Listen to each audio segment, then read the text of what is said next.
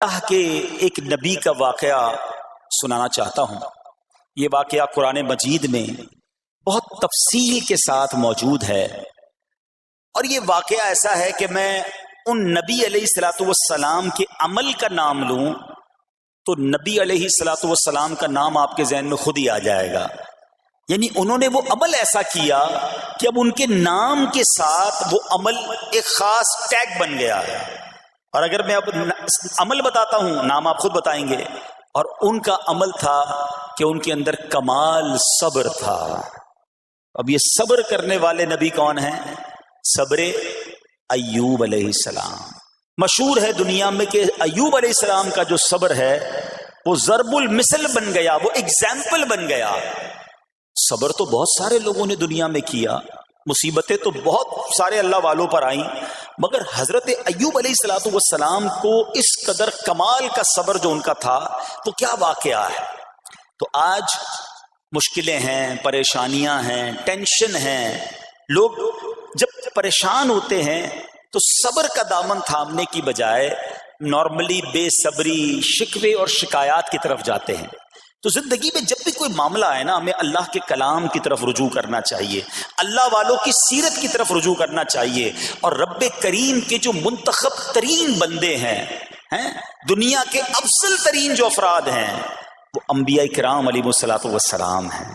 تو ہمیں جب بھی کوئی پرابلم آئے، جب بھی کوئی مسئلہ درپیش ہو، پہلے دیکھیں اللہ والوں نے اس موقع پر کیا کیا تھا، قرآن کیا کہتا ہے، حدیث کیا کہتی ہے، تو پھر زندگی میں چیزیں آسان ہو جاتی ہیں۔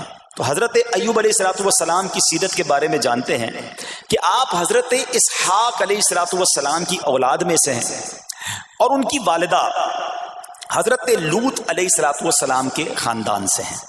اللہ تعالیٰ نے آپ کو ہر طرح کی نعمت سے نوازا تھا۔ آپ حسن و صورت والے بھی تھے، یعنی آپ کو اللہ پاک نے بہت خوبصورت بھی بنایا تھا، اور اللہ کریم نے مال بھی بہت دیا، اولاد میں بھی کثرت دی، یعنی ویل آف لائف تھی، خوبصورتی بھی ہے، مال بھی ہے، اولاد بھی ہے۔ اچھا، پھر ظاہر مال تھا تو گھر بھی تھے، جانور بھی تھے۔ اس زمانے میں جو ویلتھ ہوتی تھی، جو پیسہ ہوتا تھا، وہ جانوروں کی صورت میں ہوتا تھا۔ آج کل لوگ گاڑیاں رکھتے ہیں، سونا زیورات رکھتے ہیں، اس زمانے میں جانور ہوتے تھے۔ بلکہ اب بھی اگر پاکستان کے بھی آپ انٹیریئر کے ایریا میں چلے جائیں، گاؤں گوٹھ میں جائیں، تو لوگ اپنا مال و دولت سے جانور ہی خرید رہے ہوتے ہیں۔ ان کے نزدیک یہی ان کا جو ہے وہ جو بھی ان کا کاروبار ہوتا ہے اور مال ہوتا ہے۔ اب آپ پر امتحان آیا، آزمائش آئی، اور وہ آزمائش کیسے آئی کہ پہلے آپ کا مکان گرا، اور خاندان کے جتنے افراد تھے اور آپ کے بیٹے تھے، جتنے بھی آپ کے بیٹے تھے نا، وہ سب اس مکان کے تلے دب کر انتقال کر گئے۔ اللہ اکبر۔ آپ کو آ کر خبر دی جاتی گئی کہ حضور آپ کا مکان گر گیا ہے، آپ کے بچے دب گئے اور دب کر ان کا انتقال ہو گیا ہے۔ آپ فرماتے تھے میرا کیا ہے، جس کا تھا اس نے لے لیا، جب تک اس نے مجھے دے رکھا تھا وہ میرے پاس تھا، جب اس نے چاہا اس نے واپس لے لیا، اسی نے دیا تھا نا۔ تھوڑی دیر بعد خبر آئی کہ آپ کے جتنے جانور تھے، ہزارہا اونٹ تھے، بکریاں تھی، ریوڑ کے ریوڑ تھے، سارے جانور جو ہیں وہ مر گئے۔ کسی نے آ کر کہا کہ اب آپ کی جتنی دولت تھی، جتنے جانور تھے، وہ بھی مر گئے۔ سبحان اللہ۔ آپ اللہ کا شکر بجا لاتے، کہتے یا اللہ، جو رب کا تھا اس نے واپس لے لیا، اسی کا تھا، جتنی دیر چاہا میرے پاس رہا، واپس لے لیا اس نے۔ میں اپنے رب کی رضا پر راضی، میں اس امتحان پر راضی ہوں۔ اللہ اکبر۔ اب کیا ہوا کہ آپ کی تمام کھیتیاں اور جو باغات تھے، بہت بڑی زمینیں تھی، بڑے بڑے کھیت تھے، وہ بھی سارے کے سارے برباد ہو گئے۔ کسی نے آ کر بتایا کہ حضور اب تو کھیت بھی گئے، اب باغات بھی گئے۔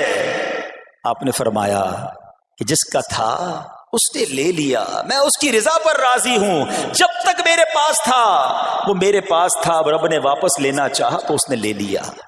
اب he was empty handed، یعنی اب کچھ بھی نہیں تھا، نہ بچے ہیں، نہ مال ہے، نہ جانور ہے، نہ مکان ہے۔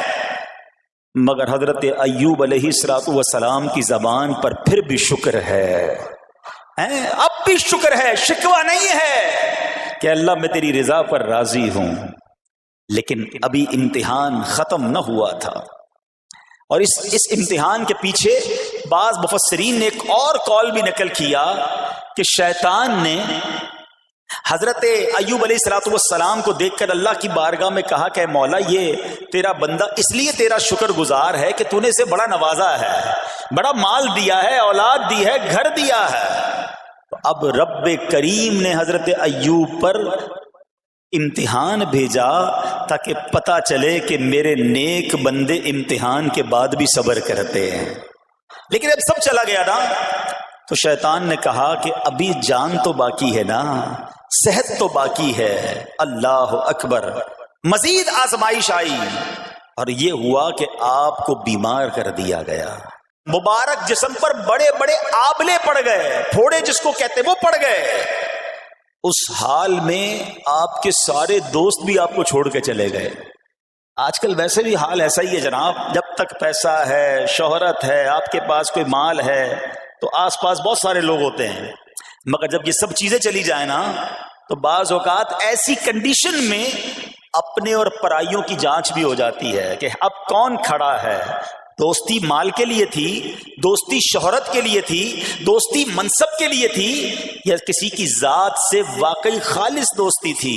اب کیا ہوا؟ آپ کے سارے رشتہ دار، سارے دوست بھی دور چلے گئے، سوائے آپ کی فرما بردار زوجہ تھی جن کا نام تھا رحمت بن افراہیم، اور یہ حضرت یوسف علیہ السلام کی پوتی بھی تھی، اللہ کے نبی کی آل سے تھی، وہ آپ کی خدمت کرتی رہی۔ اب جسم پر پھوڑے ہیں، آبلے ہیں، ایک بیوی ہے، نہ پیسہ ہے، نہ مال ہے، نہ بچے ہیں، واٹ ایور جو تھا سب ختم، مگر زبان ہے کہ اس پر پھر بھی اللہ کا ذکر جاری ہے، پھر بھی شکر جاری ہے، پھر بھی صبر ہے۔ بات کرنا آسان ہے جناب، مشکل آئے اور صبر کرے بندہ، اصل امتحان یہ ہے۔ زباں پر شکوے رنجو علم لایا نہیں کرتے، زباں پر شکوے رنجو علم لایا نہیں کرتے، نبی کے نام لیوا غم سے گھبرایا نہیں کرتے۔ ہم میں سے کسی پر ایسی آزمائش نہیں آئی نا، چھوٹی موٹی آزمائشیں تو آتی رہیں گی۔ ایک بات یاد رکھنا، یہ زندگی کی جو گاڑی ہے نا، یہ مسائل کے پہیوں پر ہی چلتی ہے۔ ہمیں بعض اوقات کسی کی گاڑی، کسی کا مکان، کسی کا خوبصورت چہرہ، کسی کی مسکراہٹ دیکھ کر لگتا ہے یار یہ تو دنیا کا سب سے سخی آدمی ہے۔ ایسا نہیں، تو یہ نہ سمجھے کہ سارا جہان جناب سخی ہے اور میں اکیلا دکھی ہوں، ایسا نہیں ہوتا، بلکہ اس جہاں میں تقریباً ہر بندہ ایسا ہوتا ہے جس کے ساتھ کوئی نہ کوئی دکھ لگا ہوا ہوتا ہے، کوئی نہ کوئی پریشانی ہے، کسی کو مال کی پریشانی، کسی کو روزگار کی پریشانی، کسی کو بیماری لگی ہے، کسی کو اور ٹینشن ہے۔ تو یہ کبھی بھی نہ سوچے کہ میں زندگی گزاروں گا اور کوئی ٹینشن نہیں آئے گی۔ تیار رہو امتحان کے لیے، امتحان ضرور آنا ہے۔ اب کمال یہ ہے کہ اس امتحان میں پاس کون ہوتا ہے۔ حضرت ابراہیم پر امتحان آیا، زبان پر صبر ہے، شکر ہے، شکوہ نہیں ہے۔ اب کیا ہوا کہ آپ کا سال ہاں سال تک یہ حال رہا، یہ 2-4 مہینے کا پرابلم نہیں تھا، کئی سال تک آپ بیمار رہے۔ آپ کی زوجہ جو ہے وہ خدمت کرتی رہی۔ اچھا یہاں ایک غلط فہمی دور کر دوں کہ کچھ لوگ یہ کہتے ہیں، یہ کتابوں میں پتہ نہیں کچھ کتابوں میں لکھ دیا گیا کہ حضرت ایوب علیہ السلام کو معاذ اللہ کوڑ کی بیماری ہو گئی تھی۔ ایسا بالکل نہیں تھا، کوڑ کی بیماری نہیں ہوئی تھی، بلکہ نہ کوڑ ہوا نہ جزام ہوا، آپ کو جسم پر پھوڑے پھنسیاں جن کو کہتے ہیں آبلے نکل آئے تھے، کیونکہ کوڑ کی بیماری وہ ہوتی ہے کہ جس سے لوگ نفرت یا حقارت کرتے ہیں۔ اللہ کے کسی بھی نبی کو کبھی بھی کوئی ایسی بیماری نہیں ہوئی جس کی وجہ سے لوگ اس سے حقارت یا نفرت کریں یا دور بھاگیں، کیونکہ اللہ نے ان نفوس قدسیہ کو، ان نیک بندوں کو، ان منتخب شخصیات کو لوگوں کی ہدایت کے لیے بھیجا ہے۔ ان کو کبھی کوئی ایسی چیز نہیں ہوئی کہ جس سے لوگ گھن کھا کر دور بھاگیں، تو یہ بالکل غلط ہے۔ البتہ آپ کے جسم پر آبلے تھے، پھوڑے تھی، اور اللہ اکبر، آپ اس حال میں کیا رب سے عرض کرتے تھے؟ آپ عرض کرتے تھے قرآن میں یہ الفاظ موجود ہیں، انی مسنی الضر وانت ارحم الراحمین. ترجمہ کیا ہے؟ مجھے تکلیف پہنچی اور تو سب مہر والوں سے بڑھ کر مہر والا ہے، رحم کرنے والوں میں سب سے بڑھ کر رحم کرنے والا ہے. یعنی اللہ کی بارگاہ میں یہ عرض کرتے تھے، یا اللہ تکلیف پہنچی ہے، رحم تو نے کرنا ہے، تو ارحم الراحمین ہے. زمانے سے نہیں کہتے تھے. یہاں ایک اور پرابلم ہے، میں کوئی مسئلہ ہوتا ہے، پرابلم آتی ہے، ہم ساری دنیا سے کہتے ہیں یہ مسئلہ ہو گیا، یہ پرابلم ہو گئی. نہیں، ساری دنیا میں سے کوئی آپ کا مسئلہ حل نہیں کر سکتا. اس سے بات کرو نا جو مسائل کو حل کرنے والا ہے، اس سے عرض کرو نا جو مصیبت کو دور کرنے والا ہے. ادھر ادھر جانے کی بجائے پرابلم یہ ہے جب بھی مشکل آتی ہے ہم سب کے پاس جاتے ہیں، ہم رب کے پاس نہیں جاتے ہیں. جاؤ اس کے پاس جو حل المشکلات ہے، جو مصیبتوں کو حل کرنے والا ہے، اس کی بارگاہ میں فریاد کرو. وہ شاعر کتنی پیاری بات لکھتے ہیں نا، یہ بہت سارے لوگوں کے لیے درس ہے جو اپنی پرابلمز کے لیے دنیا والوں کے پاس جاتے ہیں.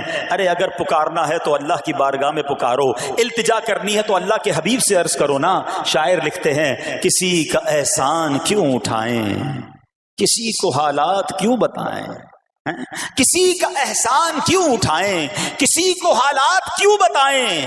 تمہیں سے مانگیں گے تم ہی دو گے، تمہارے در سے ہی لو لگی ہے. ہم اللہ کی بارگاہ میں عرض کریں، اللہ کے حبیب کی بارگاہ میں لو لگائیں. دنیا والوں کے پاس کچھ نہیں رکھا، لیکن ہم دنیا والوں کو بتا کر اپنے صبر کا ثواب بھی ضائع کر دیتے ہیں. دیکھو حضرت ایوب علیہ السلام کا صبر، کسی سے نہ کہا، اللہ کی بارگاہ میں عرض کرتے رہے. اب آپ کی آزمائش کا وقت پورا ہوتا ہے، دعا کرتے رہے، التجا کرتے رہے، صبر کرتے رہے. حکم ہوا کہ اپنا پاؤں زمین پر مارو. حضرت ایوب علیہ السلام نے پاؤں زمین پر مارا تو زمین سے ایک چشمہ پھوٹ اٹھا. حکم الہی سے حکم دیا گیا کہ اب اس پانی سے غسل کرو. آپ نے جب اس پانی سے غسل کیا تو آپ کی تمام بیماریاں دور ہو گئیں. پھر آپ 40 قدم چلے، دوبارہ زمین پر قدم مارنے کا حکم دیا. قدم مارتے ہی ایک اور خوبصورت لذیذ ٹھنڈے پانی کا چشمہ نمودار ہوا. پانی ٹھنڈا، میٹھا اور لذیذ تھا. اب آپ نے وہ پانی پیا تو آپ کے باطن میں نور ہی نور پیدا ہو گیا اور آپ کو اعلیٰ درجے کی صحت اور نورانیت حاصل ہو گئی. اور سنو، میرا رب تو قادر ہے نا، اللہ تعالیٰ نے آپ کی وہ ساری اولاد جو دب کر کئی سال پہلے مر گئی تھی، انتقال فرما گئے تھے، اللہ نے ان تمام اولاد کو پھر زندہ فرما دیا. اور آپ کی بیوی کو دوبارہ جوانی بخشی، اور اب اس کے بعد بھی آپ کی کثیر اولاد ہوئی. سنو سنو، جو جانور چلے گئے تھے نا، اللہ نے مویشی، اسباب، وہ خزانہ اس سے زیادہ آپ کو پھر سے عطا فرما دیا. صبر کیا تھا نا. ان اللہ مع الصابرین. اچھا، یاد سب کو ہے یہ آیت، بچپن سے یاد ہے، اللہ صابروں کے ساتھ ہے، صبر کرنے والوں کے ساتھ ہے. مگر صبر کرنا نہیں ہے، امتحان آنا ہے تو صبر کرنا نہیں ہے. آیت سب کو پتا ہے. اچھا، جس کے ساتھ پرابلم ہو جائے نا، اس کو بھی بندہ درس دینے جا رہا ہوتا ہے، بھائی صبر کرنا، اللہ آپ کو صبر دے. لیکن جب اس پر امتحان آتا تو یہ صبر کرتا نہیں ہے. دوسروں کو درس دے رہا تھا، آج تیری باری آئی ہے نا، تو صبر کا دامن نہ چھوڑیں. میں آپ کو ایک بات سوال پوچھنا چاہتا ہوں. آج کل ہم بڑے لوگوں سے تعلقات کیوں بنانے کی کوشش کرتے ہیں؟ یار جب کوئی مشکل ٹائم آئے گا نا تو یہ بندہ کام آئے گا، یہ پیسے والا دوست ہے، یہ اس کے تعلقات بہت ہیں، اس کی گورنمنٹ میں بات ہے، اس کی وکیلوں میں بات ہے. 4-5 ایسے دوست ہونے چاہیے. یہ ڈاکٹروں کے اندر بڑی اچھی اس کی دوستی ہے، کوئی ڈاکٹر کا بھی کام آئے گا تو یہ بندہ کام آ جائے گا. ہم دنیا والوں سے تعلقات اس لیے بناتے ہیں تاکہ یار مصیبت آئے تو یہ بندہ کام آئے. اور نارملی اکثر ایسا ہوتا ہے کہ جس سے امید رکھی ہوتی ہے مصیبت کے وقت غائب ہو جاتا ہے. لیکن رب خود قرآن میں فرما رہا ہے، ان اللہ مع الصابرین، صبر کر لو، اللہ کی رحمت تمہارے ساتھ ہو جائے گی. اب میں آپ سے سوال کرتا ہوں، دنیا کے تعلقات ہوں یہ ضروری ہے یا یہ فائدے مند ہے، یا بندہ صبر کر لے تو اللہ کی رحمت ساتھ ہو جائے، سارے غم ویسے ہی دور ہو جائیں گے؟ صبر، اس کو نہیں چھوڑنا ہے. تو حضرت ایوب علیہ السلام کی زندگی میں ایک اور واقعہ یہ ہوا کہ جب آپ بیمار تھے، آپ کو پتہ جب بندہ بیمار ہوتا ہے تو بعض اوقات اس کی طبیعت میں کیفیات بھی ہوتی ہیں. تو آپ نے اپنی زوجہ کو پکارا تو آپ کی زوجہ کچھ دیر میں حاضر ہوئی. تو آپ نے جلال میں آ کر اس کو 100 درے، اپنی زوجہ کو 100 کوڑے مارنے کی قسم کھا لی. اب جب صحت آ گئی تو قسم تو آپ نے کھائی ہوئی تھی، تو اب اب کیا کرتے؟ اس بیوی نے تو خدمت بھی بہت کی تھی، اب اسے کوئی خاص کیفیت تھی، آپ نے قسم اٹھا لی تھی.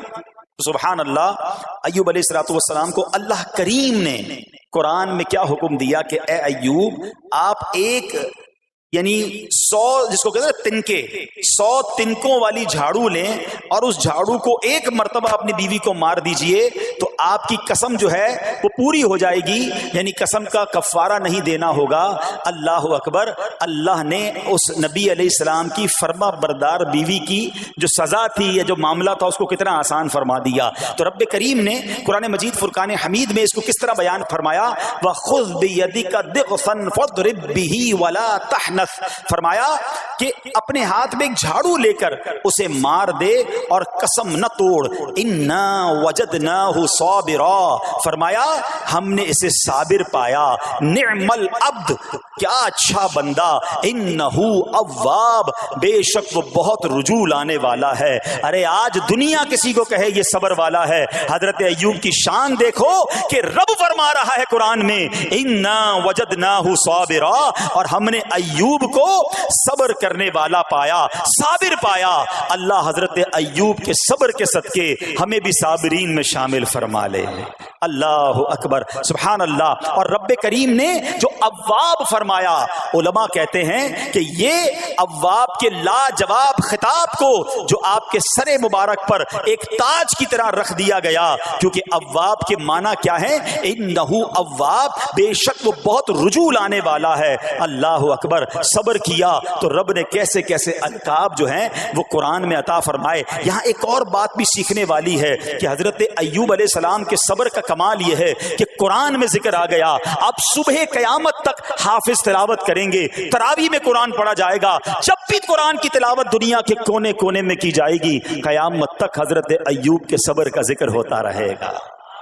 جب آپ صبر کرتے ہیں اللہ رسول کو راضی کر لیتے ہیں، اللہ ان ناموں کو بلند فرما دیتا ہے. بہرحال میرے پیارے اسلامی بھائیوں، اب یہاں تھوڑا سا ایک شرعی مسئلہ بھی سمجھ لیں. بعض اوقات ہے کہ آپ لفظ سنتے ہیں ہیلا. اچھا کچھ لوگ جب یہ لفظ ہیلا سنتے ہیں تو کنفیوز ہو جاتے ہیں، یار یہ کیا، ایک کام کرنا تھا اس کو ایک اور طریقے سے کر دیا، ہمیں سمجھ نہیں آ رہا. عجیب عجیب سی لوگ باتیں کرتے ہیں. سبحان اللہ. علماء فرماتے ہیں پہلے ہیلے کا مسئلہ سمجھ لیں. فتاوی عالمگیری میں ہے جو ہیلا کسی کا حق مارنے یا اس میں شبہ پیدا کرنے یا باطل ذریعے سے فریب دینے کے لیے کیا جائے وہ مکروہ ہے، اور جو ہیلا اس لیے کیا جائے کہ آدمی حرام سے بچ جائے یا حلال کو حاصل کر لے وہ اچھا ہے. انما الاعمال بالنیات. غلط نیت سے ہیلا کہ کسی کا حق دبا لوں یا معاذ اللہ زکوٰۃ ادائی نہ کرنی پڑے، تو اللہ کو کوئی دھوکہ نہیں دے سکتا. اللہ دیکھ رہا ہے کہ اس کی نیت کیا ہے. لیکن ہیلا اس لیے ہے کہ حرام سے بچ جائے، حلال حاصل کر لیا جائے. تو اس کی جو جواز کی صورتیں ہیں علماء نے فرمایا یہ آیت اس میں دلیل ہے. اور آیت کیا تھی؟ وَخُذْ بِيَدِكَ ضِغْثًا فَاضْرِب بِهِ وَلَا تَحْنَثْ. اور فرمایا اپنے ہاتھ سے ایک جھاڑو لے کر اسے مار دو اور قسم نہ توڑو. قسم تو 100 کوڑے مارنے کی تھی، اللہ کریم نے آسانی کا راستہ بتایا. ہاں ایک بات یاد رہے، یہ بڑی امپورٹنٹ بات کرنے جا رہا ہوں کہ مفتیان کرام، قابل اعتماد مفتیان کرام سے رہنمائی لے کر ہم جیسے لوگوں کو، عوام الناس کو کوئی ہیلا اپنے طور پہ نہیں کر لینا چاہیے. ہاں کیونکہ بعض ہیلوں کی شرعی طور پر اجازت نہیں ہوتی، اور بعض اوقات ہیلا کرنے میں ایسی غلطی لوگ کر جاتے ہیں جن کی وجہ سے ہیلا ہوتا ہی نہیں ہے. تو یہاں صرف آپ کو دلیل بتانا تھا.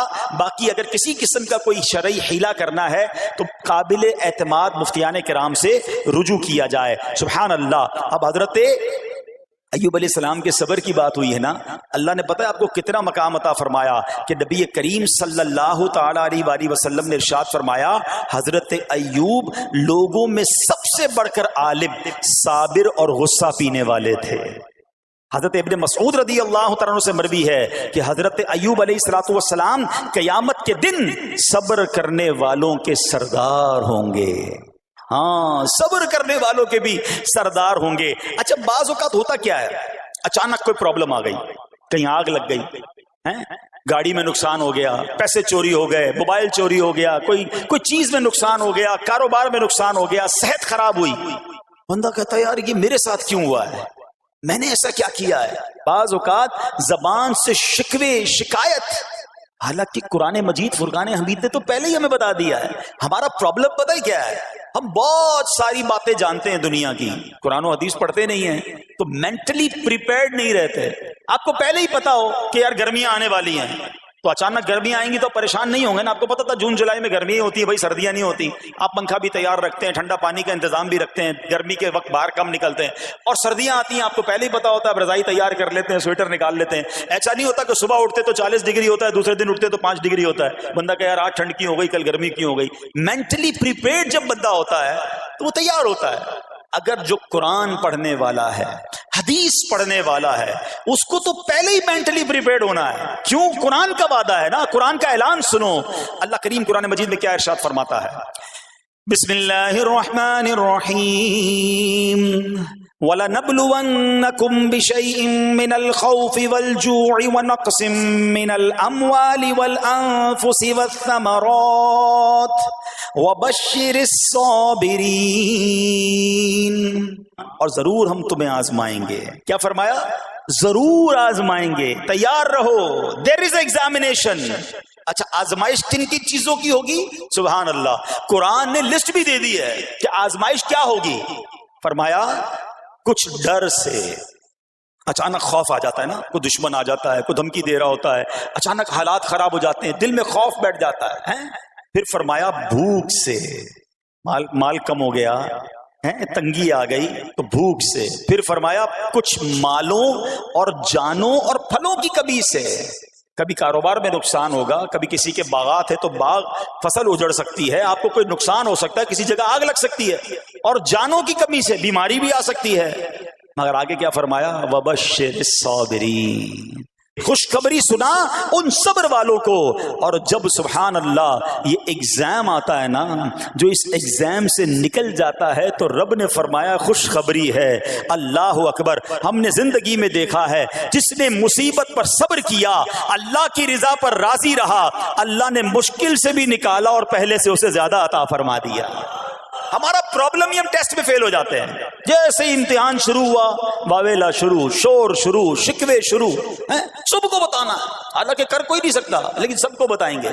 نہ کرو ایسا، میں جانوں میرا رب جانے، مجھے کیوں کسی کو بتانا ہے؟ ہاں وہ کریم ہے، وہ دیکھ رہا ہے کہ میرا بندہ صبر کر رہا ہے. سبحان اللہ. حضرت سیدنا امام ابو جعفر محمد بن جریر طبری تفسیر طبری میں اس آیت مبارک کے تحت فرماتے ہیں، یعنی ہم تمہیں دشمن کے خوف، قحط سالی، شدید بھوک و فقر و فاقہ، فصلوں کی کمی، مقاصد کے حصول میں مشکلات، کفار سے جنگ کے دوران افرادی قوت میں کمی اور اہل و عیال کی موت وغیرہ کے ذریعے آزمائیں گے. اور یہ سب چیزیں بطور امتحان ہوں گی تاکہ تمہارے سچے جھوٹوں سے اور اہل بصیرت منافقوں سے جدا ہو جائیں. یعنی اس ٹیسٹ میں پتا چل جائے گا کون اللہ والا ہے، کون صبر والا ہے، کون اللہ کی رضا پر راضی رہنے والا ہے. سنو سنو، جب یہ تکلیف آتی ہے نا تو اس کا پھر اجر کتنا ملتا ہے. شہنشاہ نبوت، مخزن جود و سخاوت صلی اللہ تعالی علیہ وسلم نے ارشاد فرمایا، جو دنیا میں ہی اپنی ہر خواہش کی تکمیل کر لے تو یہ چیز آخرت میں اس کے اور اس کی خواہش کے درمیان آڑ اور پردہ بن جائے گی. اور جو مالداروں کی زینت کی طرف اپنی نگاہیں دراز کرے تو وہ آسمان والوں کے سامنے بے عزت ہو جاتا ہے. اور جو شدید بھوک پر صبر کرے اللہ عز و جل اس کو جنت الفردوس میں جہاں چاہے گا ٹھکانہ عطا فرمائے گا. ہاں، ہر چیز پوری ہو جائے، جو چاہیے وہ مل جائے، یہ نہیں ہونا چاہیے. کچھ نہ کچھ آزمائشیں آئیں گی، اور اگر سب ادھر مل گیا تو ادھر پھر کیا ملے گا؟ ہم اللہ سے یہ دعا کرتے ہیں کہ ادھر بھی عطا فرمائے، ادھر بھی محروم نہ کرے. ہاں، ہمیں ڈرتے بھی رہنا چاہیے کہ یار میں جو مانگتا ہوں ادھر مل جاتا ہے، کہیں وہاں محروم نہ رہ جاؤں. تو آزمائش آئے تو صبر کرنا چاہیے، اللہ کی رضا کے طور پہ زندگی گزارنی چاہیے. ایک بار نبی پاک علیہ الصلوۃ والسلام انصار کے پاس تشریف لے گئے تو فرمایا کیا تم مومن ہو؟ بڑا کمال کا سوال جواب ہے، ذرا غور کیجئے گا. ہمارے پاس بھی کوئی آ کر کہے کہ کیا تم مومن ہو تو ہم کیا جواب دیں گے؟ صحابہ خاموش رہے. سیدنا فاروق اعظم نے کہا حضور ہاں ہم مومن ہیں. شاید ہمارا بھی جواب یہی ہوگا ہم مومن ہیں. مگر اگلا سوال سنو نبی پاک علیہ الصلوۃ والسلام کا. فرمایا کہ اگر تم مومن ہو تو تمہارے ایمان کی علامت کیا ہے؟ ہاں، اب ہم سے کوئی یہ سوال کرے تو ہم جواب کیسے دیں گے؟ بھائی تم کہہ رہے ہو مومن ہیں، واٹ از دا سمٹمز؟ کوئی نشانی، کوئی علامت تو بتاؤ نا. اب یہ سوال کرنے والے کون ہیں؟ پیارے آقا صلی اللہ تعالی علیہ وآلہ وسلم صحابہ سامنے بیٹھے ہیں، ارشاد فرمایا مومن ہو تو علامت کیا ہے؟ کیا شاندار جواب دیا کہ صحابہ کرام نے کہ ہم جب فراخی کی حالت ہوتی ہے نا، آسانی ہوتی ہے تو ہم شکر ادا کرتے ہیں، جب آزمائش آتا ہے، کوئی پرابلم آتی ہے، ہم صبر کرتے ہیں اور اللہ کے فیصلے پر راضی رہتے ہیں۔ نبی اکرم علیہ الصلوۃ والسلام نے جواب میں کیا فرمایا؟ رب کعبہ کی قسم تم مومن ہو۔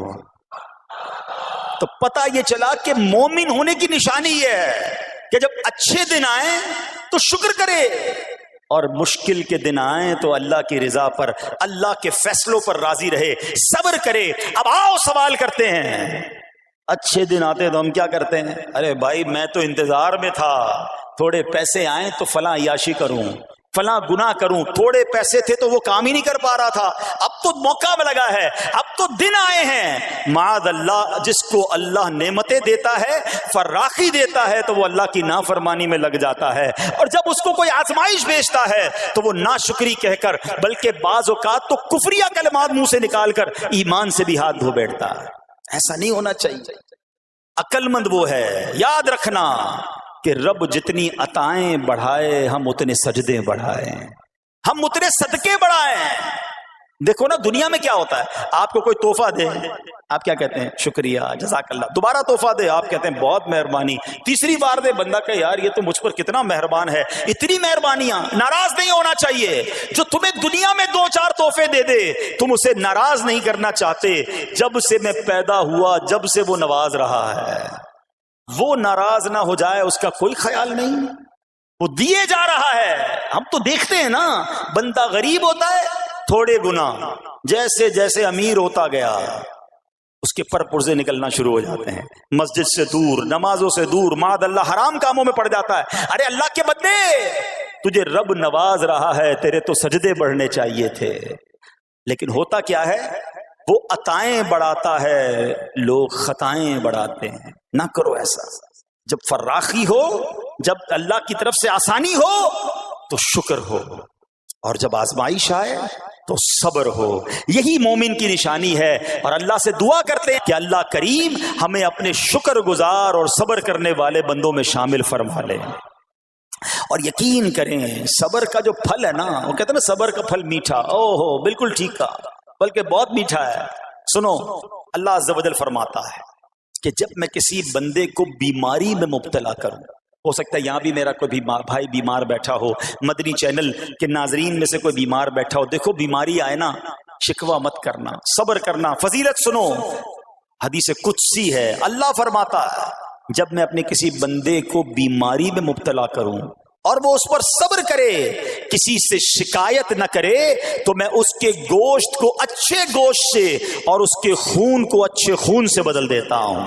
پھر اگر اسے شفا دیتا ہوں تو ایسی شفا دیتا ہوں کہ اس کے نامہ اعمال میں کوئی گناہ نہیں رہتا، اور اگر میں اسے دنیا سے اٹھا لوں تو اسے اپنی رحمت کاملہ کے سائے میں لے جاتا ہوں۔ ارے کمال ہو گیا، بیماری آئی، بیماری جب جاتی ہے تو گناہوں سے بھی پاک کر کے جاتی ہے۔ صرف ایک ہی تو کنڈیشن ہے، صبر کرنا۔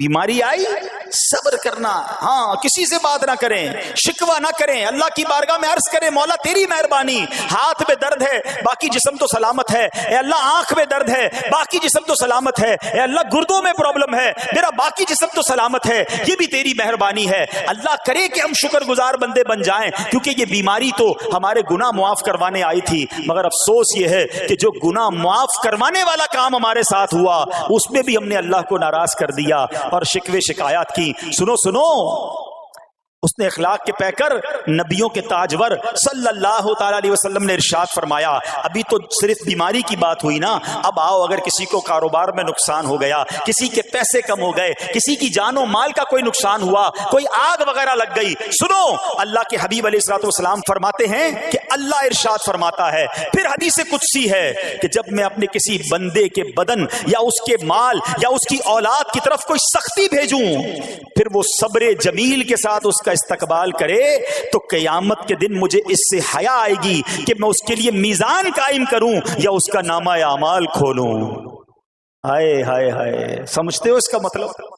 اللہ فرما رہا ہے مجھے حیا آئے گی کہ اپنے بندے سے اب کیا حساب لوں. جب آزمائش بھیجی تھی تو اس نے صبر کیا تھا, اس نے شکوہ نہیں کیا تھا. خدا کی قسم میں آپ سے پوچھتا ہوں, میرا کوئی نقصان ہو جائے اور قیامت کے دن میرا نامہ اعمال نہ کھولا جائے, مجھے اللہ کی بارگاہ میں حساب نہ دینا پڑے, مجھے بتاؤ یہ دنیا کے حساب نقصان کی کیا حیثیت ہے اگر ادھر بخشا جائے. سنو تو صحیح, رب فرما رہا ہے کہ مجھے حیا آتی ہے کہ اس کے لیے میزان قائم کروں یا اس کا نامہ اعمال کھولوں. ارے یہ ساری دنیا کی دولت, یہ ساری دنیا کی آسائش ایک طرف, اگر قیامت کے دن حساب کتاب میں آسانی مل جائے, اللہ بلا حساب جنت میں داخل کر دے, اس سے بڑھ کر کوئی نعمت نہیں. مگر آج افسوس یہ ہوتا ہے کہ اگر کسی پر امتحان آتا ہے وہ اس امتحان میں فیل ہو جاتا ہے. اس حدیث میں ایک لفظ استعمال ہوا صبر جمیل کے ساتھ. اب یہ بھی بڑا مسئلہ ہے کہ لوگوں کو یہی نہیں پتا کہ صبر جمیل ہے کیا. لوگ کہتے تو بہت ہیں, اللہ پاک آپ کو صبر جمیل عطا فرمائے. اب اس سے پوچھو بھائی صبر جمیل کی تعریف کیا ہے,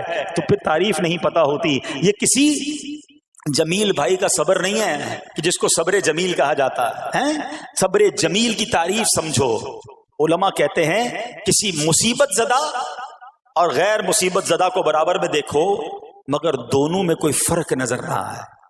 یعنی چہرہ بھی نہ بتائے کہ وہ کسی مشکل میں ہے, اس کی عادتیں بھی نہ بتائیں کہ وہ کسی پرابلم میں ہے, یعنی اس کو دیکھ کر پتہ ہی نہ چلے کہ وہ بڑی مشکل میں ہے. فرمایا یہ ہے صبر جمیل. مگر آج ہمارا حال یہ ہے, ہمارا چہرہ بتا دیتا ہے بھائی خیر تو ہے, بڑی ٹینشن میں ہو, ہاں یار کیا کروں بس موبائل ٹوٹ گیا, ارے بھائی بڑی چہرے پہ بڑی ہوائیاں اڑ رہی ہیں, بس کیا کروں جناب آج 5,000 روپے کھو گئے. 5,000 روپے کھو جائیں, چھوٹا سا نقصان ہو جائے, ہمارا چہرہ بتا دیتا ہے کہ ہمارے ساتھ کوئی معاملہ ہوا ہے. صبر جمیل یہ ہے کہ دیکھ کر کوئی پہچان ہی نہ سکے کہ یہ بندہ کتنی مشکل میں ہے, چاہے اندر کتنی تکلیف میں ہو, دنیا والوں کو نہ بتائے کیونکہ وہ رب کا بندہ ہے, وہ اللہ کی بارگاہ میں فریاد کرے. یہ صبر جمیل ہے اور اللہ اسے ہم سب کو نصیب فرمائے.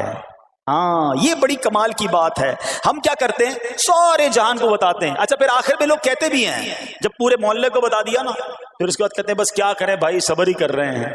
اب آپ صبر نہیں کر رہے حضرت, ہاں آپ کا صبر چلا گیا, آپ نے ساری دنیا کو تو بتا دیا.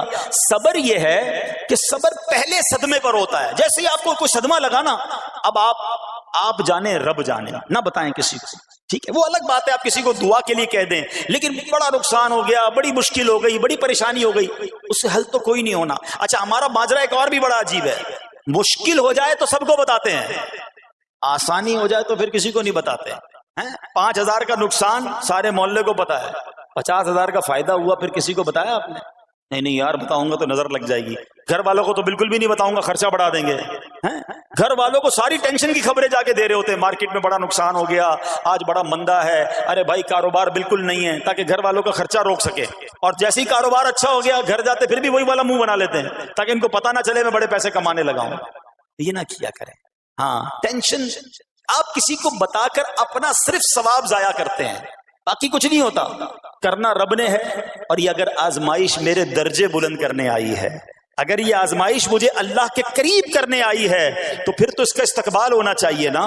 ہاں ہمارے بزرگان دین تو آزمائشوں کا استقبال کیا کرتے تھے. اور سنو یہاں ہو سکتا ہے کہ میرا کوئی نابینا بھائی بیٹھا ہو, بعض اوقات ایسا بھی ہوتا ہے کہ اچانک کسی کی بینائی چلی جاتی ہے, آنکھیں ٹھیک ہوتی ہیں اور اچانک ایکسیڈنٹ ہوا یا کوئی واقعہ ہوا ہے, بہت بڑی آزمائش. اللہ اس آزمائش سے ہمیں محفوظ رکھے. مگر دیکھو میرے رب کی شان دیکھو, جب بھی کوئی تکلیف آتی ہے نا بندہ صبر کرے, اس تکلیف کا اجر تیار ہے, اس کا کمال سے اس کی رحمت تیار ہے, رحمت کی برسات تیار ہے. سنو اللہ فرماتا ہے کہ اے جبرائیل جب میں اپنی کسی بندے کی بینائی لے لوں تو اس کا اجر یہ ہے کہ میں اسے اپنے دیدار سے مشرف فرماؤں گا. ہاں آنکھیں گئی ہیں مگر اللہ فرماتا ہے میں اپنا دیدار کرواؤں گا, بس صرف صبر کرنا ہے.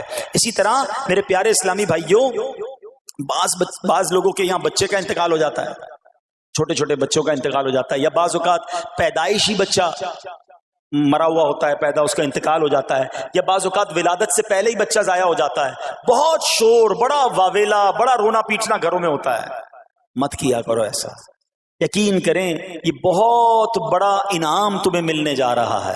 ایسا نہ ہو یہ رونا پیٹنا، یہ بے صبری، یہ اللہ کی بارگاہ میں شکوے شکایات، اتنے بڑے تم اجر سے محروم رہ جاؤ۔ سنو، اللہ کے آخری نبی صلی اللہ تعالی علیہ وسلم نے فرمایا جس مسلمان جوڑے کے 3 بچے انتقال کر جائیں، اللہ عز و جل ان بچوں پر فضل و رحمت کرتے ہوئے ان دونوں یعنی ماں باپ کو جنت میں داخل فرمائے گا۔ صحابہ کرام نے عرض کی کسی کے 2 بچے، فرمایا 2 بچے بھی، پھر عرض کی اور 1، فرمایا 1 بھی، پھر فرمایا اس ذات کی قسم جس کے قبضہ قدرت میں میری جان ہے، جس عورت کا کچا بچہ فوت ہو جائے یعنی حمل ضائع ہو جائے اور وہ اس پر صبر کرے تو وہ بچہ اپنی ماں کو اپنی ناف کے ذریعے کھینچتا ہوا جنت میں لے جائے گا۔ یہ تو جنت کا ٹکٹ تھا، مگر شکوے شکایات الامان والافیز، گھر میں موت میت کو نقصان ہو جائے، ہماری عورتیں ہمارے گھر کے افراد وہ واویلا کرتے ہیں۔ معاذ اللہ، بعض اوقات تو کفریہ کلمات زبان پر ہوتے ہیں، معاذ اللہ ثم معاذ اللہ، کہتے کہ اللہ کو ہمارا ہی گھر ملا تھا، اتنے چھوٹے بچے کا کیا قصور تھا؟ استغفر اللہ۔ یہ تمہارے جملے، ایک تو گھر میں مصیبت پہلے ہی آئی ہوئی ہے اور تم اللہ پر اعتراض کر کے معاذ اللہ، اللہ کو ظالم کہہ کے اپنا ایمان بھی ضائع کر بیٹھے، یہ تو اس سے بڑی مصیبت ہو گئی نا۔ تو نہ کریں ایسا، سیکھو۔ آج میں نے آپ کے سامنے حضرت ایوب علیہ الصلوۃ والسلام کی سیرت اور قرآنی واقعہ بیان کیا کہ سب کچھ چلا گیا مگر وہ اللہ کی رضا پر راضی تھے، رب نے انہیں صبر کرنے والا بندہ بھی فرمایا اور ساری نعمتیں پہلے سے زیادہ عطا فرما دی۔ ہاں بالکل نوازا جائے گا، صبر کا دامن اگر نہ چھوڑیں۔ سنو ہمارے اسلاف کیسے صبر کرتے تھے۔ حضرت سیدنا فتح موصلی رحمت اللہ تعالی علیہ کی زوجہ محترمہ رضی اللہ تعالی عنہا کا پاؤں پھسل گیا اور ان کا ناخن ٹوٹ گیا، وہ مسکرانے لگی۔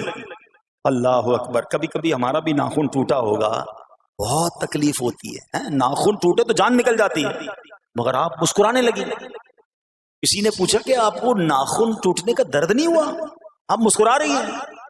تو فرماتی ہیں کہ اس درد پر جو ثواب ملے گا نا، مجھے درد پر صبر کروں گی اور جو مجھے اس پر ثواب ملے گا تو اس ثواب کے تصور نے میرے درد کی تلخی کو دور کر دیا۔ ہائے ہائے ہائے، یہ ہے اللہ والے۔ ہاں، صبر کرنا کوئی ان سے سیکھے۔ میرے پیارے اسلامی بھائیوں، احادیث میں، روایتوں میں یہ مضمون ملتا ہے کہ اللہ کریم کی بارگاہ میں بندے کا کوئی درجہ رکھا ہوتا ہے، یعنی اللہ کی رضا یہ کہ بندہ اس سٹیج تک پہنچ جائے، اس درجے تک پہنچے، مگر وہ نماز کے ذریعے، روزوں کے ذریعے، عبادتوں کے ذریعے اس درجے تک نہیں پہنچتا، پھر اللہ اس پر آزمائش بھیجتا ہے کہ میرا بندہ صبر کر لے تاکہ صبر کر کے اس درجے کو حاصل کر لے۔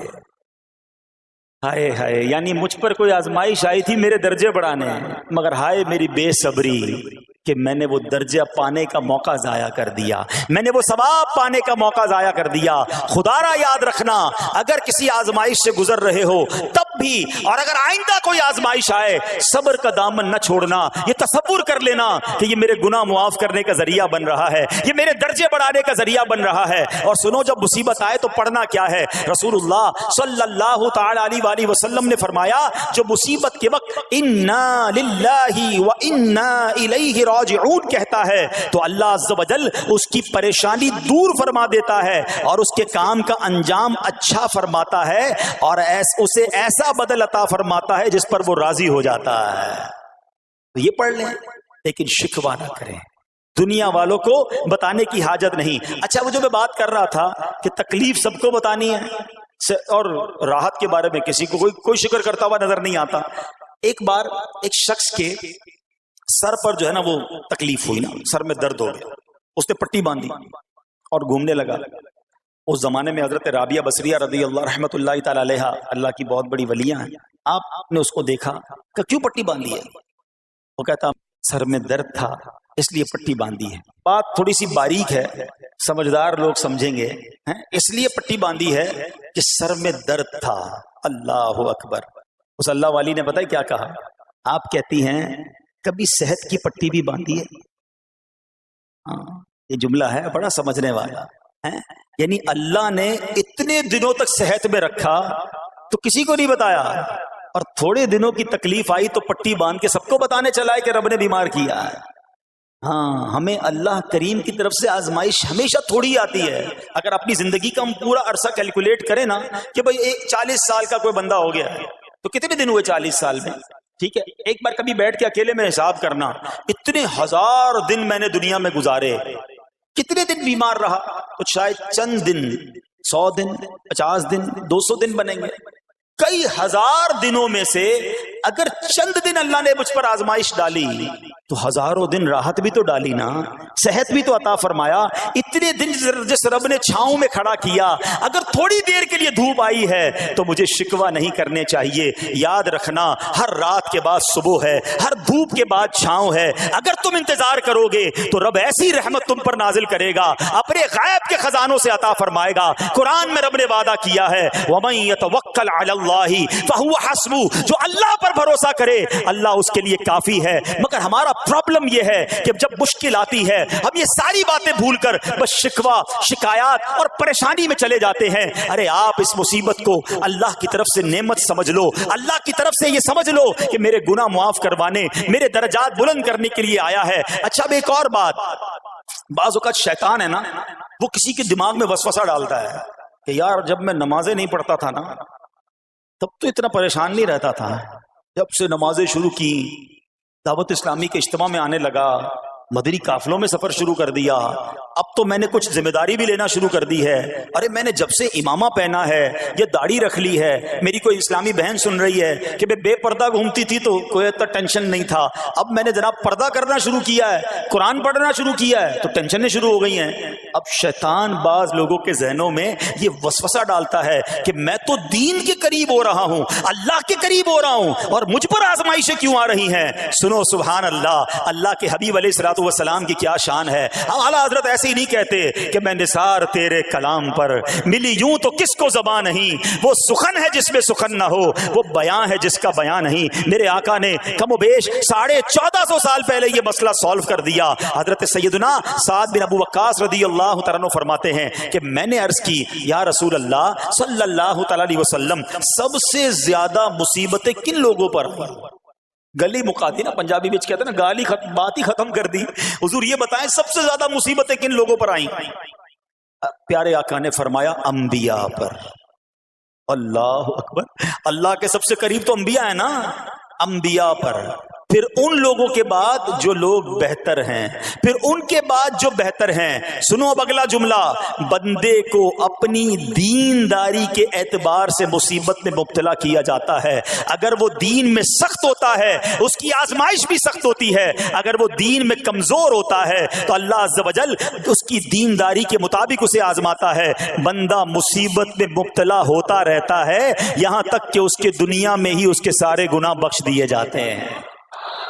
گویا اللہ کی یہ رحمت ہے کہ بندہ بڑا نیک ہو رہا ہے، رب چاہتا ہے کہ اس بندے پر آزمائش بھیجوں، میرا نیک بندہ صبر کرے، اس کے گناہ معاف ہو جائیں اور میرے پاس آئے تو اس کو جنت میں داخل کر دوں. اللہ اکبر. اے پیارے اسلامی بھائیو، یاد رکھنا، اب جو میں نے ایک سوال قائم کیا تھا نا کہ یار میں تو دین کے قریب، میں تو اللہ کے قریب ہونے کی کوشش کر رہا ہوں اور ایک کے بعد ایک آزمائش آ رہی ہے، یہ کیا ہے؟ اب ایک اور حدیث سن لو. سبحان اللہ. حضرت سیدنا انس رضی اللہ تعالیٰ عنہ سے روایت ہے، سرکار والا تبار، ہم بے کسوں کے مددگار، شفیع روز شمار، دو عالم کے مالک و مختار صلی اللہ تعالی علیہ وآلہ وسلم نے فرمایا، جب اللہ عز و جل کسی بندے سے محبت فرماتا ہے، سننا ذرا غور سے، اللہ عز و جل جب اپنے کسی بندے سے محبت فرماتا ہے یا اسے اپنا دوست بنانے کا ارادہ فرماتا ہے تو اس پر آزمائشوں کی بارش فرما دیتا ہے.